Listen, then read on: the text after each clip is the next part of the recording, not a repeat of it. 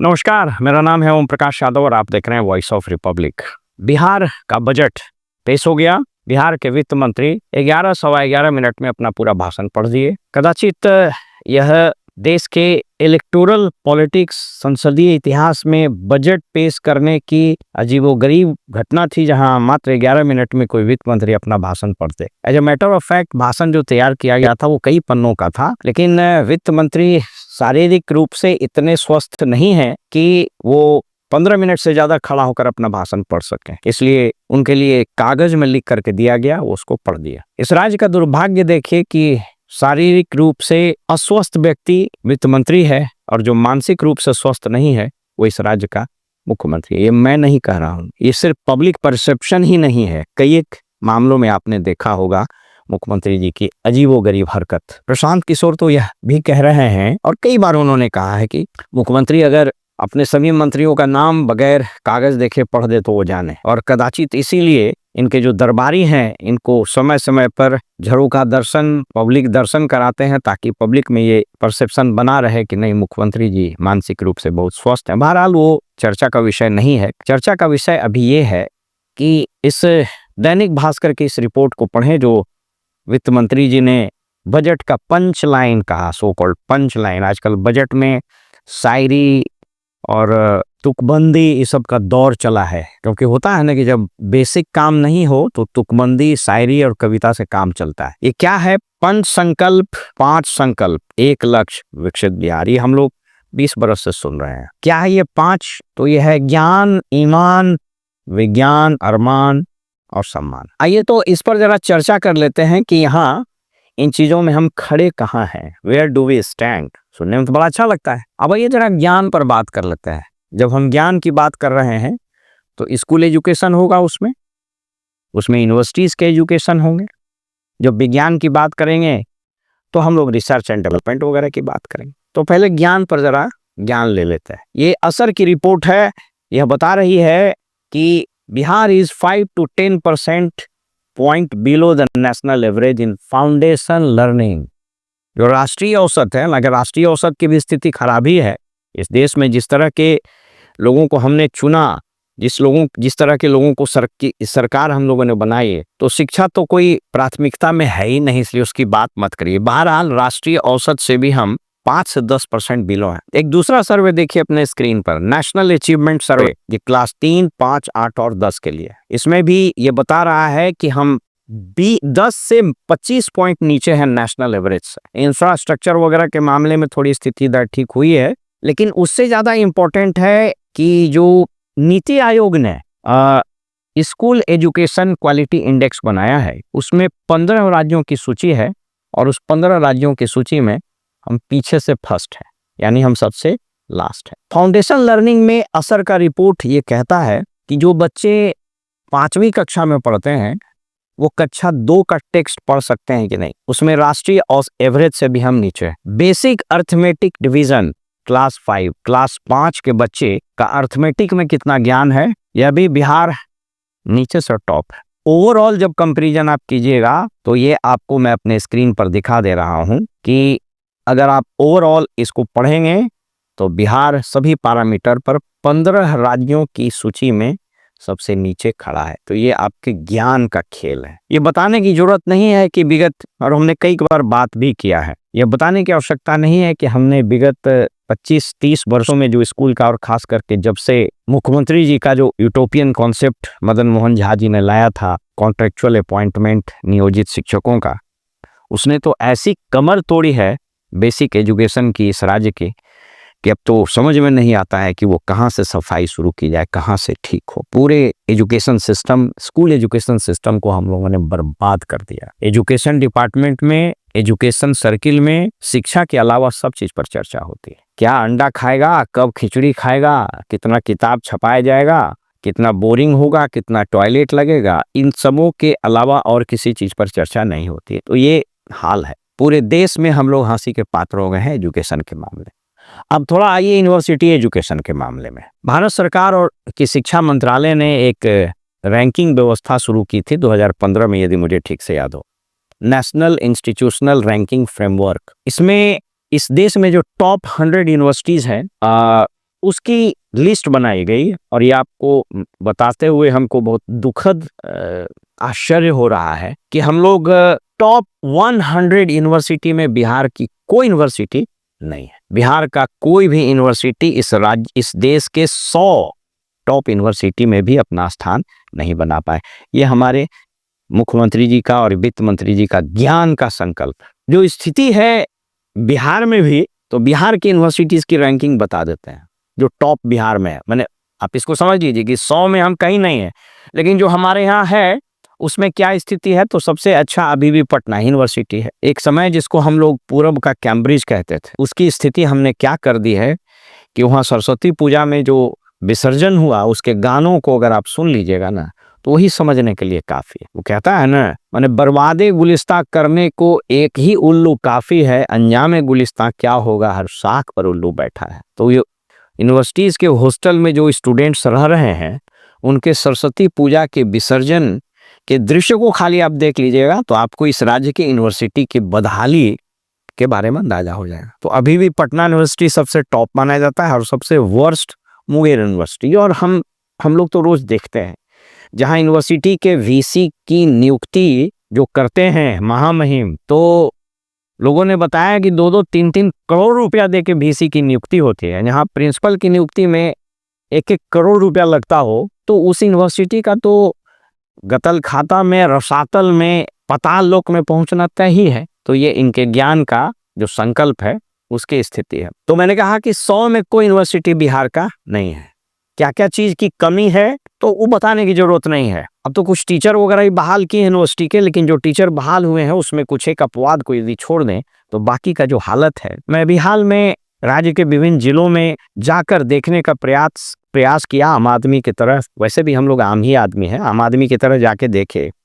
कुछ यूनिवर्सिटी में कुछ प्रोफेसर्स को देख करके सहसा यकीन ही नहीं हुआ कि क्या चीज पढ़ा रहे होंगे। 3-4 प्रोफेसर हैं, 3-4 स्टूडेंट्स हैं। हम लोगों ने यूनिवर्सिटीज के क्लासरूम्स को ऐसी स्थिति पैदा कर दी है कि वहाँ न तो कोई एम्बियंस है, न कोई पॉजिटिव वाइब्रेशन। एक समय था कि पटना यूनिवर्सिटी में, भागलपुर यूनिवर्सिटी में, मगध यूनिवर्सिटी में कैंपस में घुसने के बाद पॉजिटिव वाइब्रेशन आता। अब यूनिवर्सिटीज के कैंपस में जाइएगा तो आपको ठेकेदारी का वाइब्रेशन आएगा।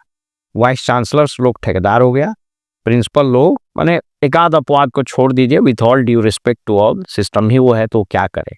जब 1 करोड़ रुपया देके प्रिंसिपल ही बनना है तो होगा क्या। कुछ अच्छे टीचर अभी भी हैं जो अपना फर्ज निभाते हैं, लेकिन उनकी संख्या नगण्य हो गई है और स्टूडेंट्स ये है कि वो यूनिवर्सिटी में पढ़ने जाता नहीं। तो टीचर की बहाली करके कीजिएगा क्या। हमने पटना के एक कॉलेज के बारे में जाकर के देखा कि 2 प्रोफेसर हैं और 5 वो स्टूडेंट है। 5 में 5 रेगुलर आता नहीं, कोई 1 आया तो 2 नहीं, फिर 2 आया तो 3 नहीं। ये हालत। तो इसको आप समझ लीजिए कि मैं आपको बता दूं, ये एक मजेदार रैंकिंग की बात आपको, जैसे मैंने NIRF की चर्चा की, तो इस 100 में तमिलनाडु का 15 यूनिवर्सिटी है। शिक्षा पर खर्च करने के बाद या शिक्षा की स्थिति को ठीक करने से किसी राज्य की स्थिति में क्या बदलाव आता है, इसका जीता जागता उदाहरण तमिलनाडु। आपको याद होगा कि महाराष्ट्र में और पर्टिकुलरली बॉम्बे में, उस वक्त बॉम्बे था, ठाकरे जी जो बाला साहेब ठाकरे जी है, उनका जो आंदोलन या उनका जो शिवसेना है उसका आंदोलन था लुंगी भगाओ, यानी मद्रासी भगाओ। इतनी खराब स्थिति तमिलनाडु की थी। तो चाहे वो कामराज हो या MGR हो या जयललिता हो, इवन अभी स्टालिन, इन लोगों ने मिलकर शिक्षा को उस स्तर तक पहुंचाया।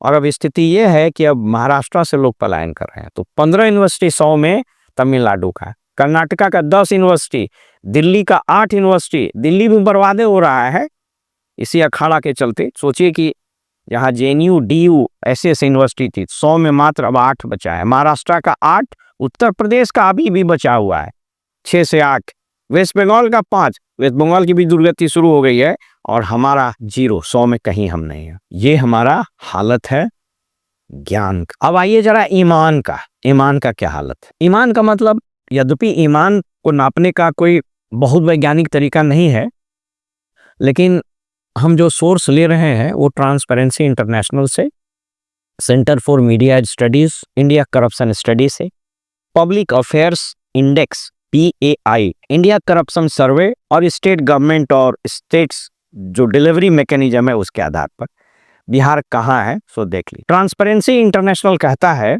5 राज्यों की श्रेणी में ये जो सबसे टॉप 5 करप्ट स्टेट हैं उसमें सबसे ऊपर है बिहार, सेकंड है झारखंड, थर्ड है उत्तर प्रदेश, फोर्थ राजस्थान और पांचवा मध्य प्रदेश, यानी टॉप यहाँ भी हम हैं। सबसे लोएस्ट करप्शन केरला, हिमाचल, गुजरात, महाराष्ट्र और तमिलनाडु। इसका मतलब बिहार करप्शन के मामले में सबसे वाहियात है और ये सब लोग जान रहे हैं। CMS इंडिया करप्शन स्टडी, ये 2017-18 का रिपोर्ट, इसमें भी कहता है कि ये 5 जो मोस्ट करप्ट हैं उसमें बिहार सबसे टॉप है।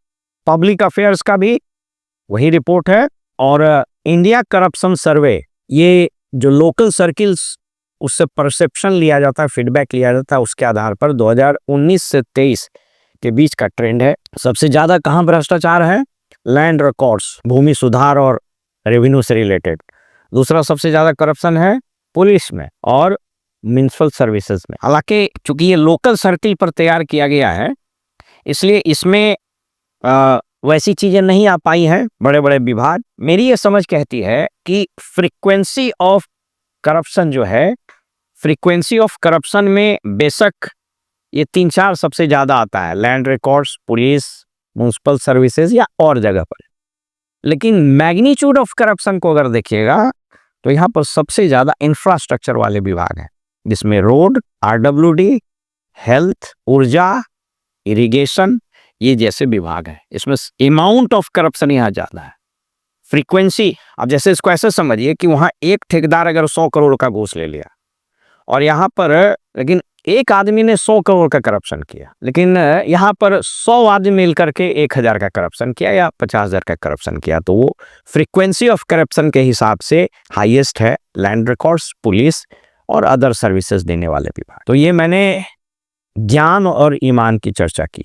अब जरा विज्ञान पर आइए, हम कहाँ खड़े हैं। बिहार में रिसर्च और डेवलपमेंट, ये दोनों सुनने में वैसा ही लगता है कि जैसे कौवा सुर में गा रहा हो और जैसे बाघ और बकरी एक घाट पर पानी पी रहा होगा। बिहार में रिसर्च और डेवलपमेंट, तो देख लीजिए बिहार में जो रिसर्च एंड डेवलपमेंट का आपको पिक्चर हम दिखा रहे हैं वो department of science and technology, government of India के डाटा से, नीति आयोग और all India survey on higher education, Indian patent office जिन चीजों को पेटेंट कराया जाता है उसके आधार पर, और SC imago research and publication database, ये कहता है कि सबसे ज्यादा रिसर्च एंड डेवलपमेंट पर खर्च करने वाले जो 5 राज्य हैं उसमें बिहार कहीं नहीं है। इसमें महाराष्ट्र, कर्नाटक, तमिलनाडु, तेलंगाना एंड गुजरात। अब मजेदार बात ये देख लीजिए कि ये लोग यूनिवर्सिटी में भी टॉप में यही है, तो जहां अच्छी यूनिवर्सिटी रहेगा वहीं रिसर्च एंड डेवलपमेंट। हालांकि अब गिरावट शुरू हो गई। एक जगह है गाय के मूत्र और गोबर पर ही 5 से 7 करोड़ रुपए खर्च कर दिया गया था, तो अब तो ये दुर्गति प्रारंभ उन जगहों पर हो गई है। रिसर्च एंड डेवलपमेंट में सबसे पुअर परफॉर्मिंग स्टेट्स में बिहार सबसे नीचे है, उसके ठीक ऊपर छत्तीसगढ़ और उसके ऊपर झारखंड। रिसर्च पब्लिकेशंस जो यहाँ होते हैं साइंटिफिक आउटपुट के आधार पर, ये SC imago and other research database के आधार पर 5 राज्यों की सूची में बिहार कहीं नहीं है और सबसे बॉटम में 2 स्टेट है, बिहार और इसी का चचेरा भाई झारखंड। पेटेंट फाइलिंग्स, जो रिसर्च के बाद कुछ चीजें निकलती है तो उसको पेटेंट कराया जाता है, उसमें जो 5 राज्य हैं महाराष्ट्र, कर्नाटक, तमिलनाडु, तेलंगाना और दिल्ली, बिहार यहाँ कहीं नहीं है। इसके अलावा PhD आउटपुट, अच्छा PhD का फिर बताते चले कि यहाँ PhD का धंधा होता है। आप इनरोल हो जाइए, पैसा खर्च कीजिए, पढ़िए ना पढ़िए, आप PhD की डिग्री मिल जाएगी। यहाँ ऐसे ऐसे PhD को हम जानते हैं कि वो पूरा PhD लिख दे अगर तो हम जाने हैं। यहाँ पर एक लालू जी के राज में अघोषित शिक्षा मंत्री हुआ करते थे, डॉक्टर रंजन यादव, डॉक्टर थे इसलिए लगा दे रहे हैं, अघोषित शिक्षा मंत्री थे। वहां से शुरुआत, जगन्नाथ मिश्रा जी के समय से ही शुरुआत हो गया था गिरावट, लेकिन डॉक्टर रंजन यादव जब आए तो उनका चूड़ी गली में उनका घर है, वहीं से उनका शासन चलता था और जिस तरीके के शब्दों वाक्यों को से वो संबोधित करते थे प्रोफेसर्स और वाइस चांसलर्स वगैरह का दरबार वहां लगता, वहां से गिरावट का दौर शुरू हुआ और कई एक अपराधी किस्म के लोग PhD कर लिए, कुछ प्रोफेसर बन गए, कुछ मिनिस्टर भी बने, अभी भी बहुत लोग हैं। लेकिन धीरे धीरे जब इंटरमीडिएट को यूनिवर्सिटी से हटाया, फिर इंटर काउंसिल बना और उसको स्कूल से टैग किया 10+2, तो दुर्गति प्रारंभ हो गई और अब तो यूनिवर्सिटी में रिसर्च होगा यह बात सुन करके भी अटपटा लगता है। कॉलेजेस के जो साइंस के लेबोरेटरीज हैं वह अब ऐसा प्रतीत होता है जैसे कबाड़ खाना है आप स्टेशन के पास बहुत सारे कबाड़ के दुकान में जब जाइएगा तो उसी टाइप का सीन आपको मिलेगा। तो पीएचडी कैसे बिहार में होता है वो सब लोग जानता है। मुझको स्मरण है कि मैं बोध गया में एक बहुत बड़े नेता के यहाँ किसी संदर्भ में बैठा हुआ था। वो आज के तारीख में बहुत बड़े मंत्री भी हैं, नाम लेना उचित नहीं होगा, गया बोध गया वगैरह में। तो एक लड़का उनके पास आया, कहा कि जूलॉजी का कुछ थोड़ा पैरवी कर दीजिए। पैरवी कर दीजिए, थोड़ा सा क्वेश्चन वगैरह जो एग्जाम में आने वाला है थोड़ा उनको बोलिए कि गाइड कर देगा। तो जो एचओडी हैं उनको बोलती है। वहीं जो दूसरा आदमी बैठा हुआ था या फिर उस लड़के के साथ जो एक और लड़का आया था, उसने कहा कि सर उनको मत बोलिए, उनको कुछ नहीं आता है। जो एचओडी है उनके नीचे जो अभी बहाल हो गया उन्हीं को बोल दीजिए थोड़ा हमको मदद कर दें। कुछ गरीब लड़का था। ये हालत है यहाँ पीएचडी का। तो यहाँ भी वही हाल होना है। जो 5 सबसे अच्छे या 4 सबसे अच्छे रिसर्च क्लस्टर्स हैं वो कहाँ है बता देते हैं। कर्नाटका में Indian institute of science, DRDO का लैब्स है, इसरो, आईआईटीज कर्नाटका में। महाराष्ट्र में टीआईएफआर, भाभा एटॉमिक रिसर्च और आईआईटी बॉम्बे, ये सब टॉप रिसर्च इंस्टीट्यूट। तमिलनाडु में आईआईटी मद्रास और रिसर्च पार्क्स है। दिल्ली में एम्स है, जेएनयू है, आईआईटी कैंपस। बिहार में क्या क्या है तो यहाँ भी है आईआईटी पटना, आप जानते हैं। एम्स कहने का एम्स पटना खुल तो गया, लेकिन आप इलाज कराने जाइएगा तो आपको दिल्ली वाले एम्स की क्वालिटी सोचिएगा तो सुनने में बड़ा अच्छा लगता है कि एम्स खुल गया। एनआईटी पटना मैं अभी कुछ मॉक इंटरव्यूज कंडक्ट कर रहा था। कई बार मुझको बड़ा दुखद आश्चर्य होता है कि एनआईटी पटना से पढ़ करके आया हुआ लड़का को जब बेसिक चीजों की बात पूछी जाती है तो अजीब। कुछ सेंट्रल यूनिवर्सिटीज भी खुले हैं लेकिन सबकी स्थिति बहुत खराब है। ओवरऑल जो रैंकिंग है रिसर्च एंड डेवलपमेंट में, उसमें 5 राज्यों की जो टॉप 5 स्टेट्स हैं उसमें बिहार कहीं नहीं है। उसमें कर्नाटक, महाराष्ट्र, तमिलनाडु, तेलंगाना और दिल्ली। और जो सबसे वो वाहियात है, सबसे नीचे 15 राज्यों की सूची में बिहार है। तो ये इनके विज्ञान का संकल्प है। तो अभी हमने बात की ज्ञान, ईमान, विज्ञान। अब आइए अरमान का, कि अरमान यहाँ कैसे, वो हम लोगों ने एक गाना सुना था, दिल के अरमा आंसुओं में बह गए, निकाह फिल्म का गाना था। अरमान यहाँ कैसे बिखरता है उसकी थोड़ी चर्चा कर लेते हैं, और उसकी चर्चा हम माइग्रेशन से ही स्टार्ट करते हैं। बिहार आज के तारीख में एक लेबर सप्लाई स्टेट बनकर रह गया है। ये बोलने में अब किसी को कोई रिसर्च का ये विषय नहीं है कि इसमें साहब हम क्या करें। मैं इस माइग्रेशन को थोड़ा सा बता देता हूँ कि सेंसस 2011 का आंकड़े से मेरा जो बेस है, economic survey, periodic labour force survey, railway and NSSO का माइग्रेशन का ट्रेंड, और various policy reports in NITI Aayog, RBI वगैरह वगैरह सब। 2011 का आंकड़े क्या कहते हैं?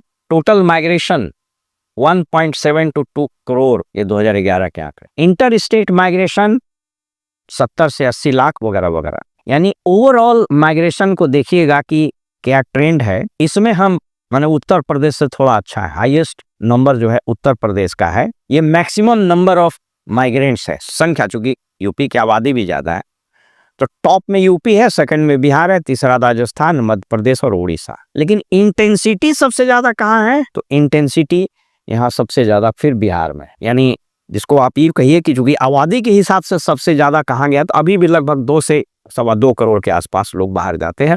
और इसके लिए कोई रिसर्च करने की जरूरत नहीं है। आप छठ में railway station, bus stand, airports वगैरह पर खाली देख लीजिए। कुछ इमेजेस जो इस बार आए हैं छठ में, उसको हम आपको दिखा देते हैं। ये स्वतः बयान करते हैं कि किस तरह का माइग्रेशन और किस तरह का जलालत और किस तरह का जद्दोजहद करता है वो लोग छठ में आने के। बिहार के लोग ज्यादा जाते कहाँ हैं, इस पर एक रिपोर्ट है। सबसे ज्यादा दिल्ली, महाराष्ट्र, मुंबई में, पुणे, गुजरात, पंजाब, वेस्ट बंगाल और कर्नाटका, तमिलनाडु वगैरह भी जाते। कैसे लोग कैसे कामों के लिए माइग्रेट कर रहे हैं? सबसे ज्यादा कंस्ट्रक्शन के लिए, लेबर का काम, मैन्युफैक्चरिंग यूनिट में रोज आप न्यूज सुनते हैं वहीं आग लग गया, मर गया झुलस करके। एग्रीकल्चरल के लिए आपने देखा कि एक इंडियन एक्सप्रेस में एक रिपोर्ट छपी थी कि किशनगंज का एक लड़का को हरियाणा में ले गया, उसका हाथ कट गया, उसको फेंक दिया। मैंने जलालत है। ट्रांसपोर्ट, लॉजिस्टिक्स, डोमेस्टिक सर्वेंट्स आप चले जाइए दिल्ली में, बिहार और झारखंड का आपको मिल जाएगा। तो ये स्थिति है। इतना ही नहीं, अभी जो बोले अरमान का, तो दिल के अरमा आंसुओं में कैसे बहते हैं, ये जरा ब्रेन ड्रेन का रिपोर्ट देख लीजिए। ये हायर एजुकेशन का डेटा, कोचिंग एंट्रेंस एग्जाम का ट्रेंड्स और स्टेट सर्वे के आधार पर है। कहता है कि 60 से 70% इंजीनियरिंग और मेडिकल के एस्पिरेंट्स ये कोटा जाते हैं, दिल्ली जाते हैं, हैदराबाद, पुणे और बेंगलोर। और सबसे ज़्यादा ग्रेजुएट्स जो या तो इंजीनियरिंग कर लिए हैं या और कुछ कर लिए हैं तो आईटी जॉब्स के लिए, बैंकिंग्स के लिए या इसके लिए दौड़ते हैं। तो कहने का मतलब एक और मज़ेदार डाटा है कि the share of students studying outside the state, state से बाहर जो स्टूडेंट पढ़ने जाते हैं, देखिए मज़ेदार, सबसे कम तमिलनाडु में है 5 से 10% और बिहार में सबसे ज़्यादा 40 से 50% बच्चे यहाँ अपने स्टेट से दूसरे स्टेट में पढ़ने। कोविड के समय तो बताना ही बेकार है, माइग्रेशन हुआ था कोविड में, और उस दृश्य को यदि आप याद कर पाएँ तो आपको लगेगा कि जैसे इंडिया पाकिस्तान का जब डिवीज़न हुआ था, विभाजन हुआ था, और जो ईस्ट पाकिस्तान से इंडिया में आ रहे थे या फिर ज़्यादा जो पंजाब से इंडिया में आ रहे थे, यानी पाकिस्तान वाले पंजाब से, वो जो विभत्स दृश्य ट्रेनों में कटकर लोग भर के आ रहे थे, उसी से मिलता जुलता कुछ दृश्य हम लोगों ने कोविड में देखा था। कारण क्या है आपको बताने की जरूरत नहीं है। तो ये ओवरऑल आपके अरमान का है। अब आइए जरा सम्मान। सम्मान किसको बोलते हैं? यहाँ ईज ऑफ लाइफ हो, जहाँ जीवन आसान हो। यहाँ जीवन कितना आसान है बताने की जरूरत नहीं है, लेकिन फिर भी कुछ रिसर्च के आधार पर मैं आपको बता देता हूँ। ये वर्ल्ड बैंक स्टाइल में स्टेट का कंपैरिजन किया गया है। ईज ऑफ डूइंग बिजनेस अभी भी बिहार में वर्स्ट है। अभी एक वीडियो वायरल हुआ था किसी व्यक्ति का जिसने इथेनॉल का प्लांट लगाया, वो रो रहा था कि इथेनॉल का प्लांट तो लगा तो लिए हैं, इथेनॉल भरा हुआ है, कोई खरीदने वाला नहीं, क्योंकि इसको खरीदने वाला पब्लिक सेक्टर का पेट्रोलियम कंपनी है। अब वो कंपनी और इथेनॉल प्लांट, उसकी लॉजिस्टिक्स को इस तरीके से डिज़ाइन किया गया, आनन फानन में अखबार में नाम छपाने के लिए, जैसा नीतीश जी वैसा मोदी जी, हर चीज़ को इवेंट बनाना। तो मेरी एक बहुत सीनियर हिंदुस्तान पेट्रोलियम के एक रिटायर्ड अधिकारी से बात हो रही थी, वो स्पेशल डायरेक्टर रैंक के अधिकारी थे, उन्होंने वीआरएस ले लिया, वो भागलपुर में रहते हैं, सील प्रियम उनका नाम है। उनसे जब मेरी बात हो रही थी तो उन्होंने कहा कि ये जो डिज़ाइन किया गया है पूरा लॉजिस्टिक्स, वो इतना गड़बड़ है कि जैसे मान लीजिए कि बरौनी में इंडियन ऑयल का है, तो कहाँ से वो, अब जैसे मान लीजिए बरौनी में है और इथेनॉल का प्लांट कहीं खुल गया, फ़र्ज़ कीजिए कि इधर जमुई में, बांका में, तो उसकी लॉजिस्टिक्स बहुत गड़बड़ होती है पहुंचाने का। मोर एवर इथेनॉल अलग अलग, जब मैं उसमें डिटेल में नहीं जा रहा हूँ, अलग अलग फसल के से बनता है, कहीं शुगर केन से, कहीं भूसा से बनता है, कहीं मक्का से बनता है, तो हर साल तो उसका प्रोड्यूस होता नहीं, तो वो माने रिकरेंट और रेगुलर सप्लाई नहीं हो सकता है इथेनॉल का। तो कंपनियों के अलग प्रॉब्लम, बहरहाल मैं उसमें डिटेल में नहीं जा रहा हूँ। तो ईज ऑफ डूइंग में सबसे खराब, कॉन्ट्रैक्ट इन्फोर्समेंट में, एडमिनिस्ट्रेटिव इफिशियंसी में, और गवर्नेंस की क्वालिटी, इसमें भी बहुत ज़्यादा खराब है। तो ईज ऑफ, जो क्वालिटी ऑफ लाइफ है, अब क्वालिटी ऑफ लाइफ ही ईज ऑफ लाइफ होता है, यानी जिसको हम लोग बोलते हैं सम्मान। उसमें ज़रा देख लीजिए, मैं कुछ रिपोर्ट्स को रेफर कर रहा हूँ। नीति आयोग का मल्टी डायमेंशनल पॉवर्टी इंडेक्स, उसके बाद national family health survey, per capita income NSO का डेटा, और ह्यूमन डेवलपमेंट इंडिकेटर्स। इसमें कि जो पर कैपिटा इनकम, उसके हिसाब से अगर मुझे ठीक से याद हो तो शायद 1955-60 से लेकर के अभी तक पर कैपिटा इनकम के पॉइंट ऑफ व्यू में बिहार सबसे नीचे है। अभी जो लेटेस्ट आंकड़े आए हैं उसमें सबसे ऊपर गोवा है और सबसे नीचे बिहार है। मल्टी डायमेंशनल पॉवर्टी इंडेक्स, जिसमें हेल्थ, एजुकेशन और लाइफ स्टैंडर्ड्स को लिया गया है, इसमें सबसे खराब स्थिति बिहार की है। 33 से 34% इसमें पॉवर्टी का रेट माना गया। और ऐसे भी आप जानते हैं कि बिहार का जो जाति सर्वेक्षण किया गया, जाति आधारित गणना, उसमें 94 लाख परिवार, यानी एक परिवार में अगर 4 मान लीजिए तो लगभग 4 करोड़ के आसपास, 3.5 से 4 करोड़ के आसपास ऐसे लोग हैं जिस परिवार की आमदनी 6,000 से कम है। तो कितना बड़ा सम्मान ये मिल रहा है, ये तो आप इससे समझ सकते हैं। ह्यूमन डेवलपमेंट इंडिकेटर्स, ये नेशनल फैमिली हेल्थ सर्वे 5 का डेटा है, इसमें बिहार सबसे नीचे है। इंस्टीट्यूशनल डिलीवरीज, ये सब थोड़ा बड़ा है लेकिन फिर भी इसकी स्थिति ठीक नहीं। हाउस होल्ड विथ टॉयलेट्स, इतना करने, फर्जी आंकड़ा है, फिर भी 60 से 65 बता रहा है। फर्जी आंकड़ा, जितना ओडीएफ वगैरह हुआ सब फर्जी आंकड़े थे। बिजली में स्थिति थोड़ी ठीक हुई है, केरला वगैरह में 99% हो गया, यहाँ पर 95% है। इसमें अच्छा काम हो, इसमें सरकार को क्रेडिट मिलना चाहिए।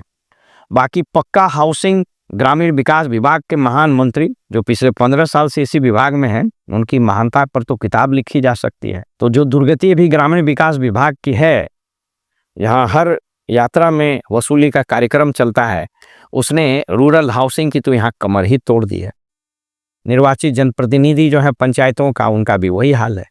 तो ये जो कंपोजिट ह्यूमन डेवलपमेंट ट्रेंड है, जो ओवरऑल क्वालिटी है, उसमें 15 राज्यों की श्रेणी में मैं एक दिखा देता हूँ, बिहार सबसे नीचे है। तो ये रहा इनके ज्ञान, ईमान, विज्ञान, अरमान और सम्मान का खेल। इसलिए मैंने कहा था कि बर्बाद गुलिस्ता करने को एक ही उल्लू काफी है, अंजामे गुलिस्ता क्या होगा, हर साख पर उल्लू बैठा है। जिस राज्य का वित्त मंत्री 15 मिनट खड़ा ना हो पाए, जिस राज्य का मुख्यमंत्री अपने मंत्रियों को तक पहचान नहीं पाए, जिनको झरोखा दर्शन के लिए, जैसे जहांगीर का झरोखा दर्शन होता था, तो झरोखा दर्शन के लिए सिर्फ पब्लिक को ये बताने के लिए कि मुख्यमंत्री ठीक ठाक हैं, उनको मूर्ति की तरफ बैठाया जाए, हेलीकॉप्टर में उतारा जाए, घुमा फिरा के high level, low level, mid level, वही 5 आदमी के साथ मीटिंग करे, वापस फिर चला आए, तो भगवान मालिक है।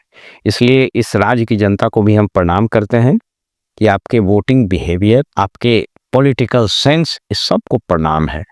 और आप इस 5 अरमान को लेकर अभी फिलहाल कुछ दिन और खुश होइए, देखिए 5 साल में होता क्या है।